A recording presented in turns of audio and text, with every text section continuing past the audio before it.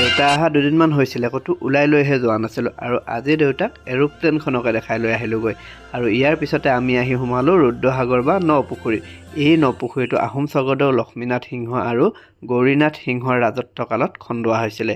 এই পুখুৰীটোৰ মুঠ মাটিকালি আছিল 324 বিঘা আৰু এই পুখুৰীটোৰ পাৰতে এটি শিৱ মন্দিৰো নিৰ্মাণ কৰা হৈছিল। পঞ্চৰথ পৰিকল্পনাৰ এই মন্দিৰটো ইটাৰে নিৰ্মিত আছে। খুব সুন্দৰ এটা পৰিৱেশ, চাৰিওফালে সেউজীয়া সেউজীয়া। আপোনালোক যদি শিৱসাগৰ আহে ৰুদ্ৰসাগৰত এবাৰ চাইহে যাব। এই ৰুদ্ৰসাগৰ পাৰত থকা শিৱ মন্দিৰটো সোমাব।